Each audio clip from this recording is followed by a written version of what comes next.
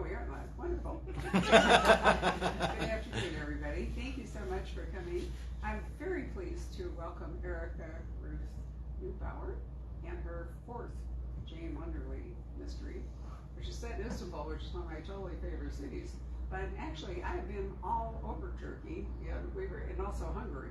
So we were talking earlier today at brunch about why this book progresses from Istanbul into Hungary, and we will get there.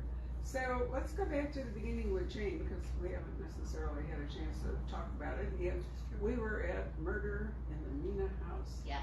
Right in Giza at the pyramids. Yay, it was so exciting. Thank you. Yeah, so Murder at the Mina House was my first novel, set in Egypt in 1926. Jane is on vacation basically with her Aunt Millie, and she and Aunt Millie come to the Mina House Hotel, which is a real hotel, and it's a beautiful hotel. Barbara, I know you've stayed there too. I have stayed there watching the pyramids coming to light with my coffee and my chocolate. It's really magical. It is. Yeah. It really is. And the Mina House has changed over time. The restaurants certainly changed over time. And nearby is the palace of the King Farouk. Actually, it was a hunting lodge, wasn't it? Yeah. Because Giza is west of Cairo, and it's up on a platform of rock, which is the reason the pyramids are there, is so when the Nile flooded, it wouldn't flood the pyramids. Long before the Aswan Dam, in fact, centuries, millennia before the Aswan Dam, it happened. So, but the city has crept out there now, and there's a McDonald's right next to the Sphinx. You have to be really careful the direction that you face for taking photographs of the Sphinx. It's true. But nonetheless, 1926, we still haven't had that kind of encroachment from Cairo, have we? No, it was very much, the reason I chose it was because it was very much by itself. It was, you had to take, transport out there to the hotel to get there. And I like the idea of, and much like the two books after that as well, I like the idea of kind of how Agatha Christie did. It wasn't necessarily a locked room mystery, but it was all all your suspects are sort of all in one place, on the boat, or on, in the manor house. I really like that as a setup. Let's pause right there. Yes. Talk about the locked room mystery versus the closed circle mystery. Yes. Because everybody gets that wrong. So a locked room mystery is basically an impossible crime where there's somebody who's left in a place that there's no egress or ingress. And the whole thrust of a locked room mystery is how did it happen? Nobody really cares about who did it or even the motive. It's all about, and it's a challenge for the reader. So it was hugely popular in the 1930s. Yes. And it's making a comeback. In fact, my giveaway book for today, that's the reason I brought this up actually. The Raven Thief, which is the second book in the Secret Staircase mystery, is a modern attempt to write the locked room mystery, but enliven it with characters and food, and so it's not just about the puzzle.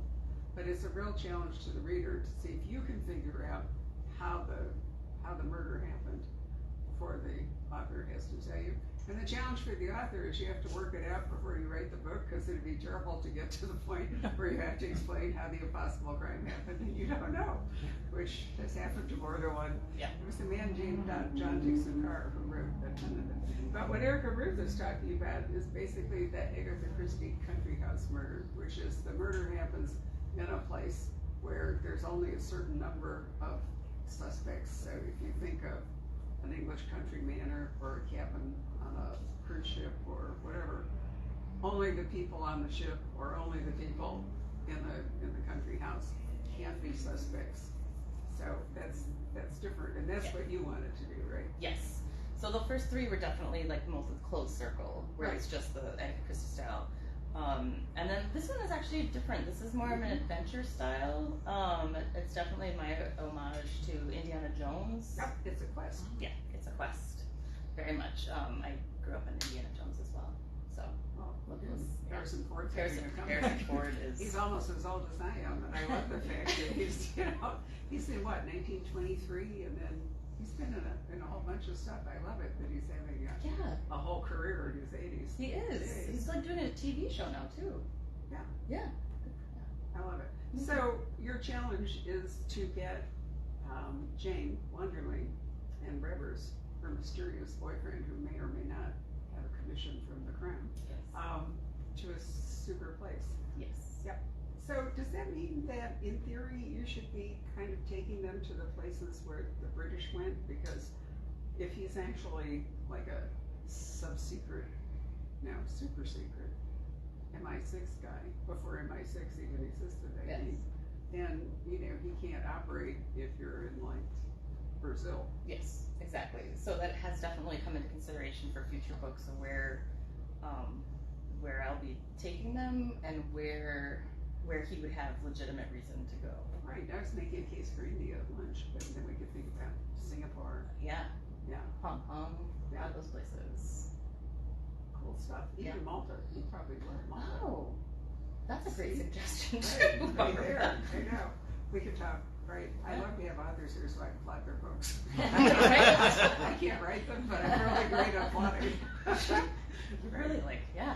Yeah, I am. Well, anyway, so you decided, what happens in this book is that, oh wait, we skipped over. The second book is Murder at Wedgwood Manor. Correct. So now we're actually in an Agatha Christie. Yes. Andrea. Yes. That was my Manor House mystery. And then the third one is Danger on the Atlantic, which is a transatlantic cruise. So another, basically, another house murder, right? Yes. And then this one.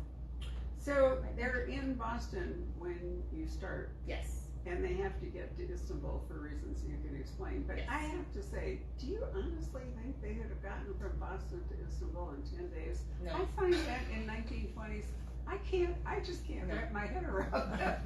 I mean, boats weren't that fast. No. I think it would have been a lot longer, but for expediency's sake, and I did a lot of research and could not, for the life of me, pin down exactly how long it would have been.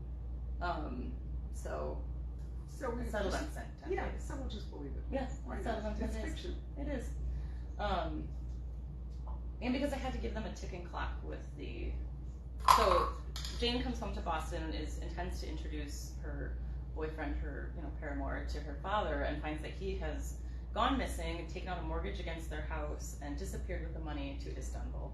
And so the bank has given them, I think, 2 weeks to get the money back. And so Or lose the house. And all her memories of her mother are wrapped up in that house, and it's the family home, and so she's sort of desperate to get to Istanbul, find her father, and find the money so they can repay the bank. Right.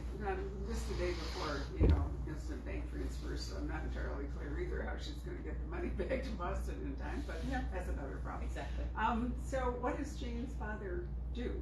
He is a historian. So he is a professor of history, and he has kind of become obsessed with this ancient artifact, the Sultan's Heart, which is a real artifact that I learned about watching the Discovery Channel one day, and thought, oh, that's an artifact that I could use for a book. And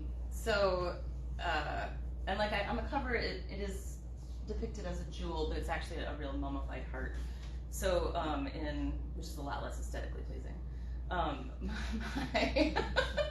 You don't think a shriveled I didn't think, heart yeah. would have really No, done it for it's not cozy great. pants? No. Probably not. He's been obsessed with it, since his wife was still alive, and he's decided he's going to try to find it, and he's taken the money in order to sort of fund his expedition. And there's some rumor that it has some mythical qualities and it might imbue power to the person who finds it. The real heart is because the Sultan Suleiman was killed on the battlefield in Hungary, which is why they go to Hungary. Was killed on the battlefield, and his organs were removed and buried there, but his body was later removed back to Istanbul by his son, and they've never found where the organs were buried. And there's actually archaeological digs that are happening, and they think they're buried under a winery.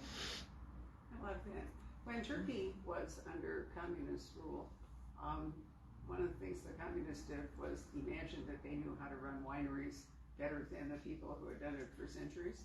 So they kept apologizing to us the first time we were there about the really horrible quality of the chocolate and the bull's red. I mean, it really was disgusting. It was sort of like lemonade. But when they got rid of the communist government, the old families who had owned these wineries forever came back and are gradually repairing the viniculture, and with people who really know how to make wine. When we were in Romania, the same thing came up. is that I think it was just like I don't know if it was for image or just to give everybody something to do, but they built factories, literally factories, if you're driving from Bucharest to Transylvania, where there was never a product. I mean, it was just a place for people to go apparently and hang out. And now their problem is they don't know how to get rid of them, because how to demolish the buildings is a major ecological problem. So you have these kind of awful things snaking up these beautiful valleys. And when we asked, well, what did they make? And the answer was nothing. Really. Yeah. And so imagining that people who never made wine could suddenly run century-old wineries and actually produce something great. It really doesn't track. No, not at all. Right. So under a winery, because they're probably doing stuff with winery, the reason I brought that up is that they're reviving the wineries and probably doing some fossicking around and digging, and they actually find Suleiman's remains. Yeah. But my question is, I thought that Muslims had a totally different burial. So why is it? Why is it that they did sort of an Egyptian number on him? You know, I thought it was really interesting, and the best I could come up with is that they were trying to slow the decaying process, because they tried to hide the fact that Suleiman had died. They tried to hide it from the soldiers for a while, because they didn't want to hurt the morale, because they were laying siege to a city. And so they were trying to keep morale up and not let anyone know that Suleiman's dead until his son could get there and take over. So did they kind of stuff him? And I think they might have. Do you know that really happened to the Emperor Qin? I mean, maybe you've been to China to see the terracotta warriors? No? Well, while we were there, what we learned was they were there to guard the tomb of the Emperor Qin, which was like, I don't remember, 300 BC or AD, whatever it was. Anyway, the guy that sort of did modern China, he was a big builder. Yeah. Built the wall and other stuff. But anyway, he died unexpectedly, and there was no succession plan, and he had this chariot that had a very deep sort of a base that, so he could sit up high and look at everybody. So they filled it up with ice, and they carried him around for over a year while they tried to work out the succession plan. He was just quietly riding on top of the ice. I'm serious, that's a real thing. They even have a movie that they show you. That's why you travel, right? Nobody's going to tell you about the Emperor Qin being on ice. So. But anyway, my point is, I can believe that they would have had the same thought about Suleiman, is that if there was nobody there to take over, if he died, it would be disastrous while they were coming up with a plan. Yeah. So they brought Lord Nelson home in a barrel of wine from Trafalgar. Really? Yeah. They had to preserve him somehow. It was a long sea voyage to England. So they had more primitive ways of preserving bodies than we do today in deep freezes. If you're on a cruise ship today, they put you in a freezer, or over the side. I guess they can't even do that over the side anymore. I think that has been outlawed. Too bad. But anyway, so Suleiman's hurt. You never know where we're going to go. I know. So Suleiman's hurt, in theory, along with whatever else they took out, is somewhere under a winery in Hungary. Yeah. Yes. And the thought is that it might have magical or mystical powers. I assume that what people are really looking for is whatever it's buried in. So you think maybe it's a jeweled casket, or like the one on the book? Yeah, or a gold box, or something that has value itself, I would think. It's hard to believe the heart actually has any value. I know, right? It's a moment by heart. All right, so why did they know that Dad is in Istanbul? How do they figure out where he went with all the money? He left. He did leave a very cryptic note, and she also knew he had taken regular trips back to Istanbul, trying to solve where it might have been, where the heart might have been buried. He had kind of narrowed it down to this area, but really needed more specific information, and so he. So he left her a cryptic note saying, I've gone to Istanbul, don't worry about it. And so she was like, clearly we're going to worry about it. And so they take off after him. So Rivers is just along for the ride on this Kind of along for the ride, honestly. He doesn't have an actual mission from the crown. No, not for this one. It was mostly driven by her and her relationship with her dad, and then her memories of her mom. So they get to Istanbul. What a fabulous city. You went to Istanbul? Yes. We actually went right after Russia invaded the Ukraine, about 3 weeks after. I had been saying to my ex-husband, I need to go do research. I think I need to be in the city. And he's like, oh, we should really go now. I think we booked and went a week or two later, and we just kind of went. I went for a long weekend. I would have loved to stay longer. I'd love to see more of Turkey. I've heard Cappadocia is really beautiful, and it is. No, I really enjoyed. We hired a car driver last time. If you can't read the language, you can't read the maps, you can't figure out how to even pump gas. It's a way better idea to have a cargo driver. So, been all over. We actually did a cruise around the Black Sea in 2011, and in Sebastopol cruised the Russian Navy. Seriously. Got on a little Russian wooden tour boat with a bunch of, I studied Russian when I was at Stanford, and we went around the Russian Navy, which, today I can't even imagine. And that was only 12 years ago. wow. I know. But the whole north coast of Turkey is on the Black Sea, and it's gorgeous. But then the southern coast is basically Greek.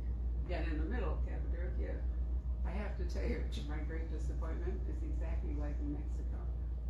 It's a caldera, and it has mesas, and all those little fairy tale things are basically the hoodoos that you see. So you can have the same effect going to Cappadocia as if you go over to, I'm trying to remember what the New Mexico State Park where all the hoodoos are. It's right up from Scalp. You take the highway north. There's a whole the Bisty Badlands there, it's full of hoodoos, and it's just like Cappadocia, except that people in Cappadocia live in them. Yeah. And the people in New Mexico just look at them. There. Right. But talk about Istanbul, because it's a fabulous city. It is. It's a beautiful city. When we were there, it was late March. I didn't know that it snowed there. That was something I learned. It snowed a lot while we were there. So you were on the European side. We were on the European side. Yeah, it snowed quite a bit. The architecture was beautiful, and like you said, the food was amazing. It was a lot hillier than I thought it would be. I know it was built on hills, but it just really is such part of the landscape of this. That was really interesting. The people were really friendly. I really enjoyed it. It's a beautiful city. It is. Yeah. And on the water. So you spend a lot of time in Istanbul, like you do in Venice, on ferries. They have a fabulous ferry system. Yes. The whole thing you saw about the earthquakes is all in Asian Istanbul or Asian Turkey, rather than the European side. And that's where Erdogan gets all his votes, among the poor people on the Asian side. People on the European side don't like him at all, or at least didn't. But yes, the same thing happened in Thailand, where the voters from the rural areas are the ones that voted in the authoritarian government, also true in Hungary. And apparently in the United States, but it's not too political. I was not gonna say anything, but Thank you, parallel there, but anyhow. So it's really different.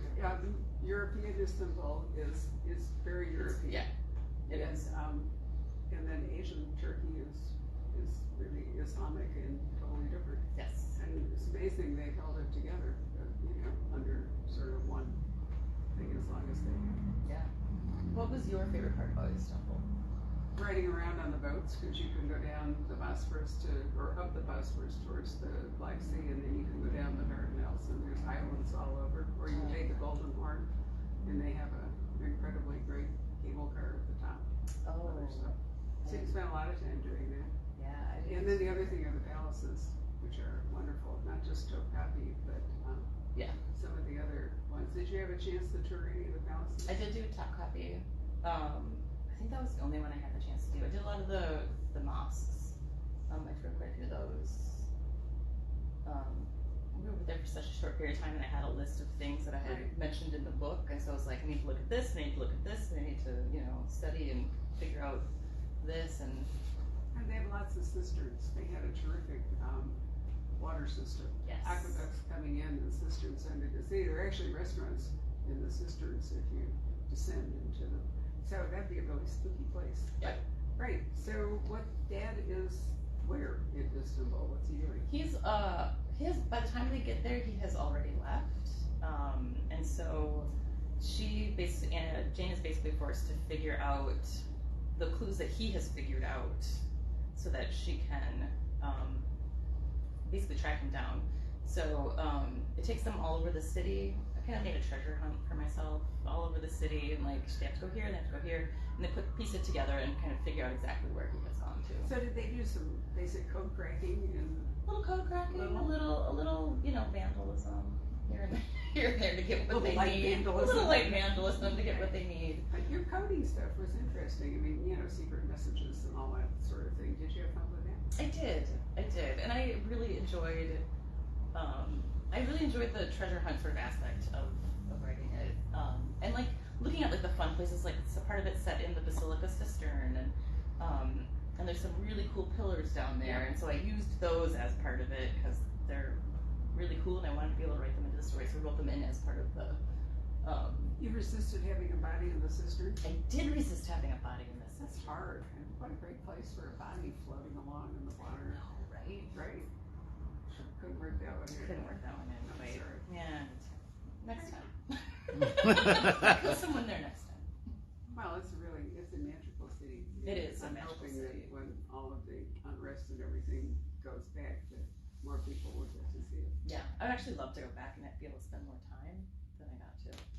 So Jane clearly survives because there's a book 5.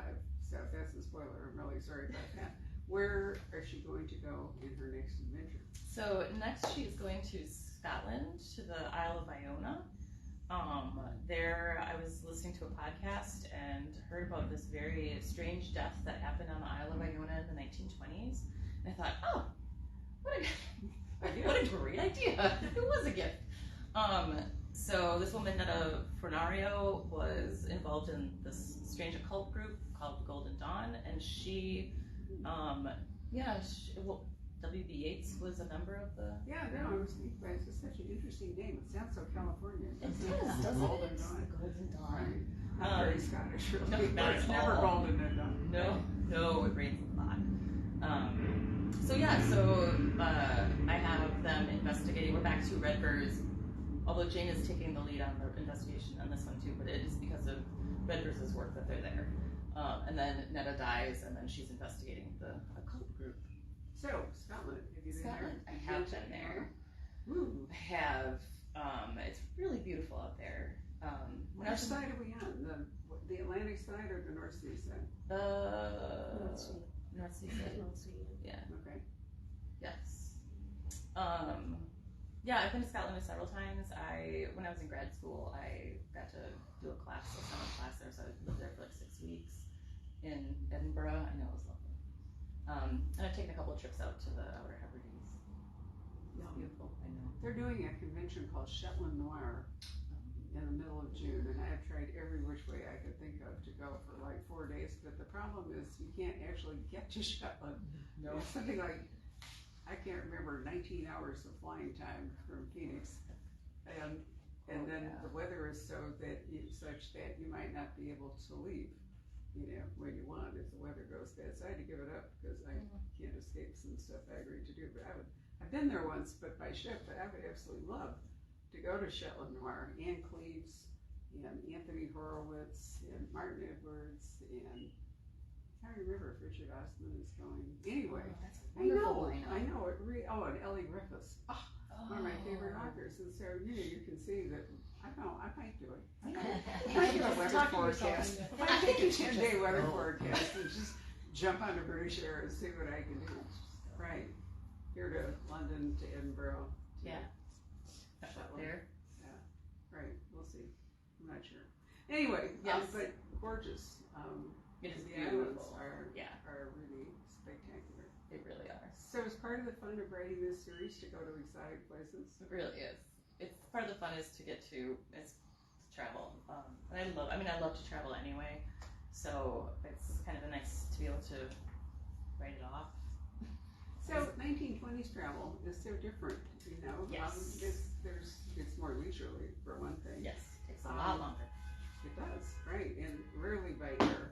Yes. Yeah, no.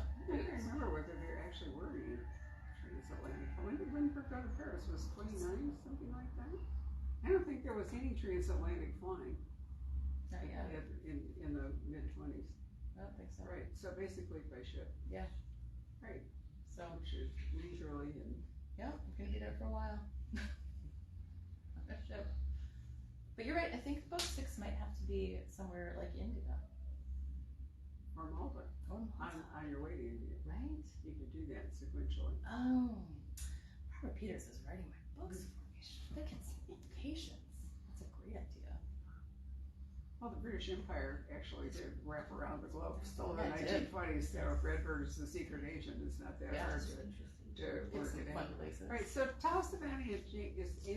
Aunt Millie. Aunt Millie, right. So you started with her in Murder at the Mina House because Yes. Jane more or less needed a chaperone. Even as a widow in the 1920s, women didn't really travel on their own.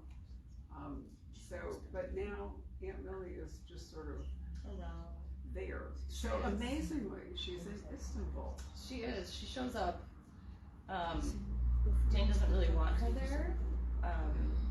I have found that readers really seem to like her. I almost killed her off in the first book. I'm really glad. I'm really glad I And did I thought it. you could have left her in England in the second Right. book for good, right? I could have.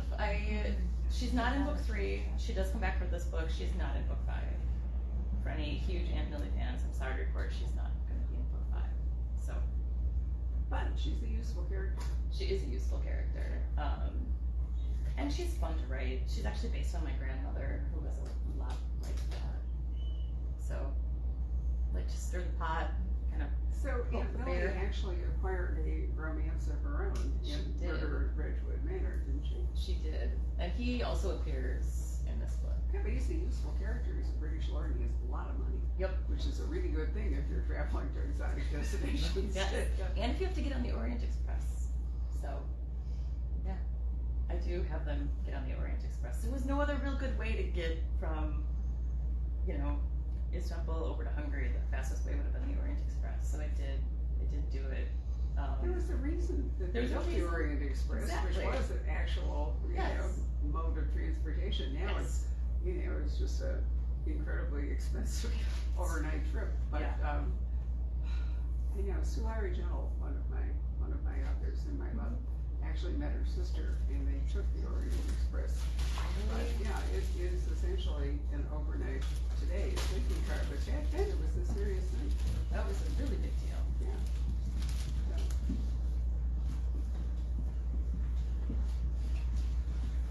Does anybody have any questions? I noticed that all these books are set in 1926. Yes. They move around a lot in 1 year. This new one is 27. I don't know if it says it on the book. I don't think so. Yeah. Or no, maybe, Actually, I don't maybe you know think what? Maybe the one I'm writing right now is 27. Okay. Yeah. So everything happened really quickly, and now it's going to be a little bit spread apart. Develop the romantic part a little bit more, maybe. Maybe yes. Maybe. Yes. It'd be hard to move into the Depression. It would kind of Yeah. kill off the whole ambience of the series. Yeah. Anybody have a? Do you, I'm always looking for news sources. What do you use to decide what transportation is available to them when you're in Istanbul or when you're in Egypt or? For me, it was like I do a lot of reading before I even start writing. So I read I try to find nonfiction books about the city or the area, and the time period. So like I found a book called Midnight at the Para Palace, which was it was a pretty broad history of the city, but it had a good chunk, and a lot of it was about the 1920s. So I was able to get a lot of information about the city from that. And it's like what kind of transportation they had. A lot of ferries, trams. There were trams then. So Still are. I mean, Yeah. Istanbul still runs a whole train system. Right? Yeah. It's very efficient. it's true. So, Erica, one question I'm always intrigued with is character and place. And how does Jane react to each location that she goes to? And how do you kind of keep it fresh and new? Because she is traveling kind of all over the world, but she still maintains that sort of sparkle, enthusiasm as she goes through. So I'm kind of curious. I think because I've made Jane a lot like me in the fact that a new city is always really exciting and it's fun. Kind of like why I move these books around, because I love researching a new city and going someplace and like just learning about it and then figuring out how like Jane would interact with it. So I think that's probably me coming through of like I love to interact with a new city and explore. Yeah, all different systems, different. Although there are certain commonalities. I mean, trains work the same way. Right. Whatever. But there's always different food and different different architecture. Just different cities have. Some cities have just such different vibes, feelings to them. I don't know. What's your favorite food city, and do you want to get Jane there? Honestly, my favorite food country was Thailand. I had so much good, fresh Thai food in Thailand that I would go back there just for the food, and if I could figure out how to take her there, I will. On our way from India. Right, just a quick stop. Get on the longboat. Go up the Chao Phraya. Actually, there was, remember Anna and the King of Siam? There was a big British presence in Thailand. was. Yeah. Oh man. Governess. She was a British governess there to take care of, educating. There's an actual palace compound outside of, I'm going blank on the capital. It's the capital of Thailand. Thank you. Outside of Bangkok, and they will take you there for a day tour. You go up the river, and it's basically a whole British palace where the king and so forth spent most of his time, the royal family. And they stayed neutral during both wars, so they didn't suffer any huge destruction as other countries did. Yeah. Yeah, they were kind of the Sweden of Asia. So most of their historical, their cultural stuff is still intact. Yeah. Thank you for that suggestion also. we're just lining up my location. Anyone else want to make a suggestion? Right? Well, I think we've got Karen McKeon again from Northern Ireland. She wanted to say hello to you, especially so. Especially since Erica is about to leave for Ireland. Exactly. Yeah.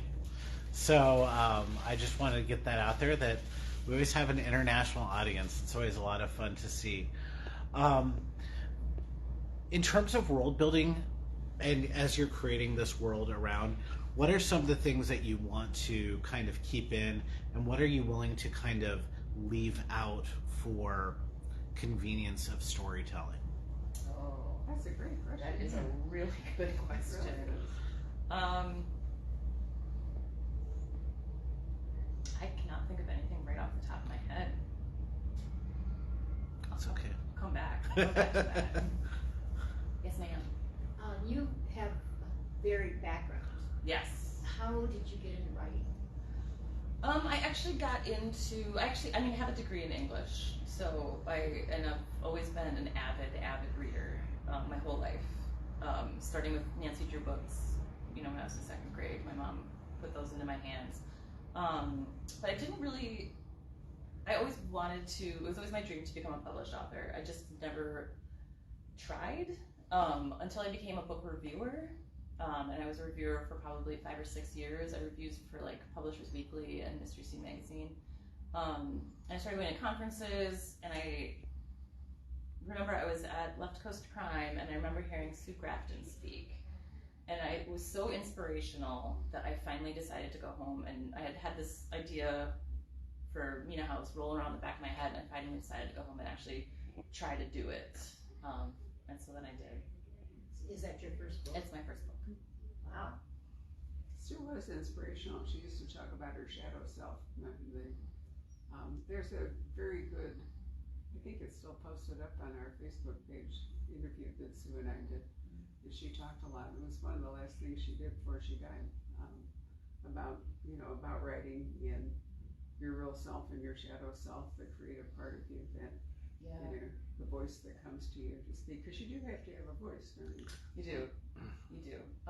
And it's interesting, I was talking to a friend of mine who, before I even, I think around the time I started writing my first book, and I was talking about how, because I always write dialogue in my head. Like a lot of things I hear, I rewrite it in my head and I see it as dialogue, and she was like, Erica, not everybody does that. I don't know what you're talking about. I was like, oh, okay. Maybe I am a writer.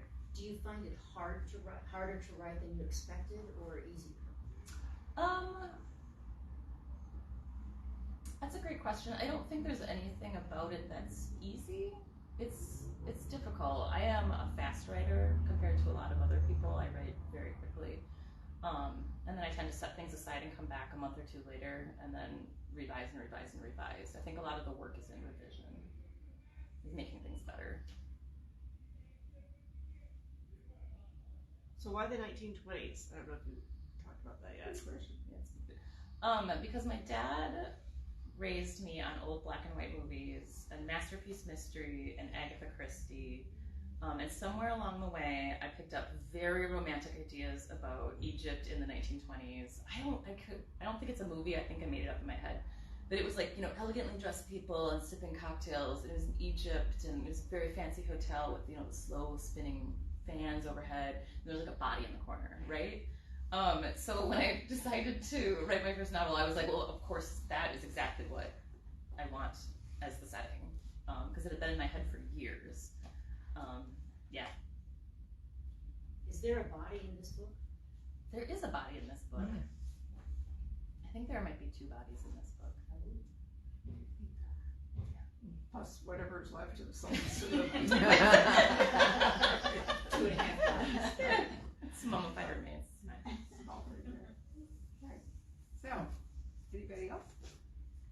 Well, in that case, I'm fascinated by the name of your protagonist. Yes. You know, Jane is it's a meaning in English literature, and it's also plain Jane. Yep. And then Wondering. Yes. How do you come up with that?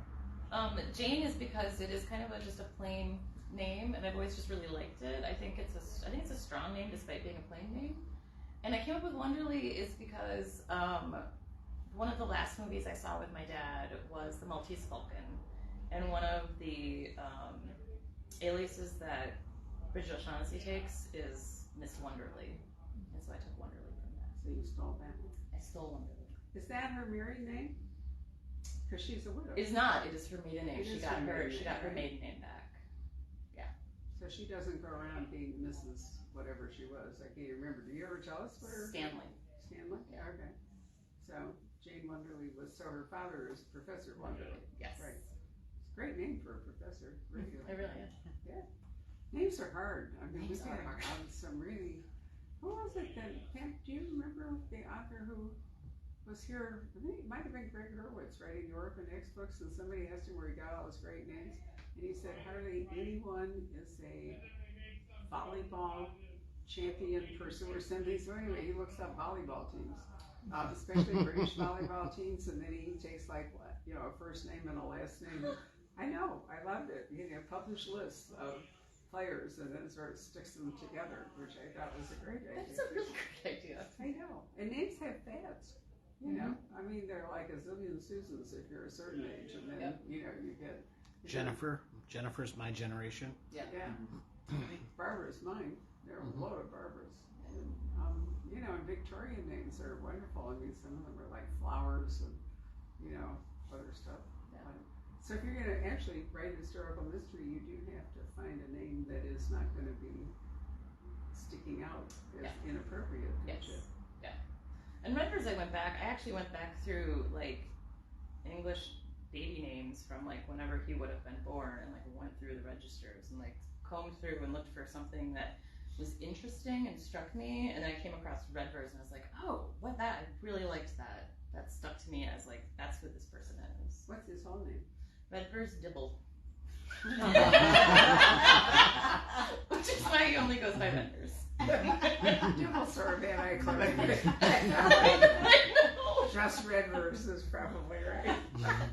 Well, alrighty. So I said that we would give away a book today. This is an advanced reading copy, the stuff that I get to read months in advance of when the actual book comes out. And this is the second in what's called the Secret Staircase Mysteries, which I had mentioned to you was a new version of the Locked Room Mystery. And you know, I loved talking to the author last week because she's a multicultural background. Scotland and Indian, I think, or is it Sri Lankan? Anyway, she is a mixed, and she decided that she would like to have the same kind of mixed family for her protagonist. And they are an architectural firm, so they design secret rooms and hidden stuff, secret staircases in their constructions, which of course makes the locker room mystery actually feasible, right? I don't know how long she'll be able to think of really convincing locker room scenarios, but I give her a lot of points for, giving it a shot. Yeah. They're full of food, wonderful food, because that's one way her family kind of all stays together. So I think she's done a great job on attempting to modernize this older form. So I'm trying to think, we probably didn't do numbers, did we?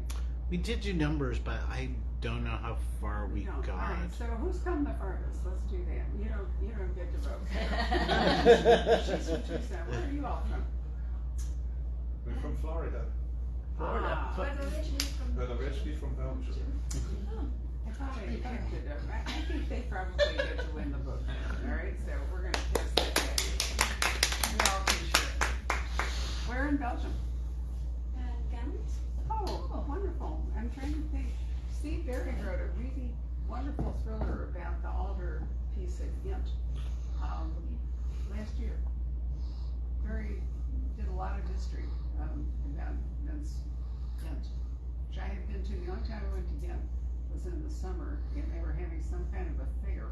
And so they blocked out everything that's scenic about Ghent with these great big tents and so forth, and then turned up the rock music as high as it could go. So, great. But, it's a wonderful thing. Right. All right. Would you like to say goodbye to our I virtual? can do that. Goodbye, virtual. Goodbye.